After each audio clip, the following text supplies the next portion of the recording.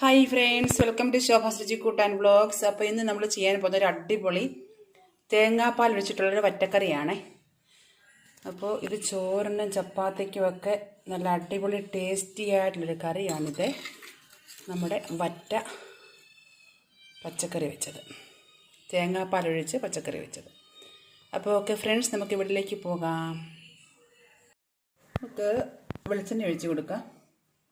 ഏകദേശം 2 table spoon വെളിച്ചെണ്ണ ഒഴിച്ച് കൊടുത്തിട്ടുണ്ട്.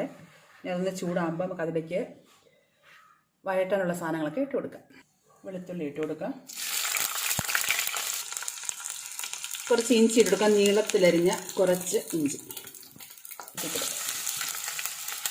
ഒന്ന് ഇളക്കി കൊടുക്കാം.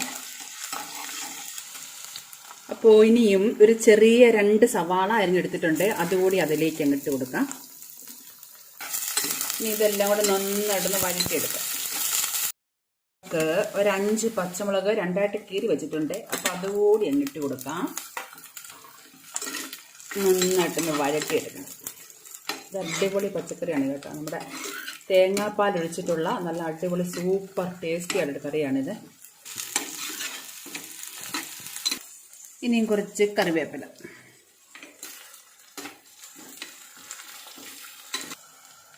മുളക് പൊടി ഇട്ട് കൊടുക്കാം. ഏകദേശം ഒരു 1.25 ടേബിൾ സ്പൂൺ. അതുപോലെ തന്നെ കുറച്ച് മല്ലിപ്പൊടി. ഇത് രണ്ടും കൂടി നന്നായിട്ടൊന്ന് വഴറ്റിയെടുക്കാം. ഇനി നമുക്ക് കുറച്ച് മഞ്ഞൾപ്പൊടി ഇട്ട് കൊടുക്കണം, അതുകൂടി അങ്ങ് ഇട്ട് കൊടുക്കാം. ഇനി നമുക്ക് കുറച്ച് മഞ്ഞൾപ്പൊടി ഇട്ട് കൊടുക്കാം.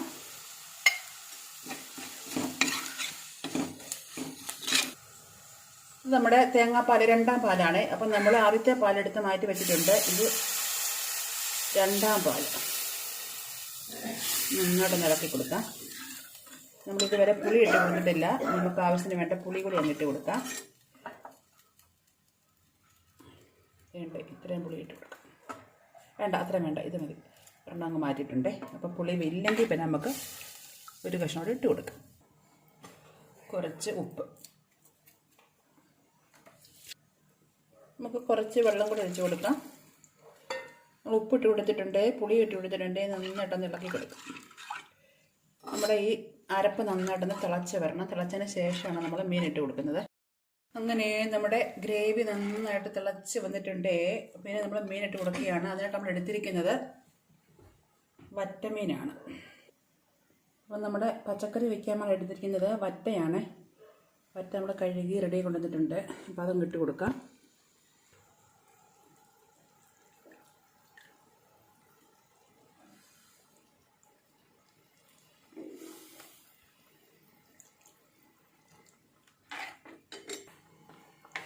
മീനൊക്കെ ഇട്ട് കൊടുത്തിട്ടുണ്ട്.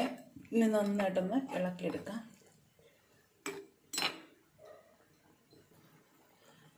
അപ്പോൾ ഓക്കെ, അങ്ങനെ മീനൊക്കെ ഇട്ട് കൊടുത്ത് നമ്മളിനി അടച്ചു കൊടുക്കാൻ പോവുകയാണ്. അപ്പം നന്നായിട്ടൊന്ന് തിളച്ചതിന് ശേഷം നമുക്ക് ചെറിയ തീയിലാക്കി കൊടുക്കാം. മീൻ കറി എന്തായാലും തുറന്ന് നോക്കാം.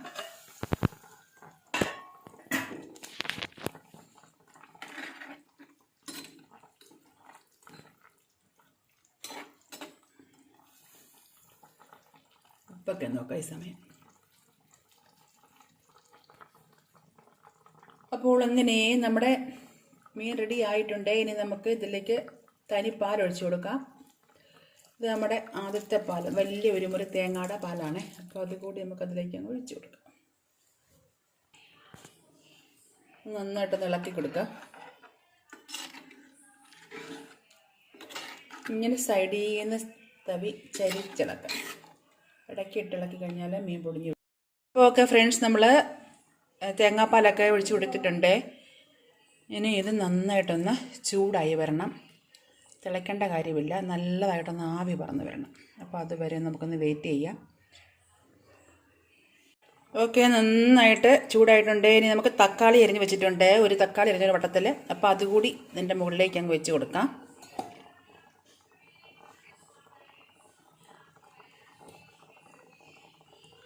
ഇനി ഇതിലേക്ക് നമുക്ക് കുറച്ച് മല്ലിയില കൂടി ഇട്ട് കൊടുക്കാം.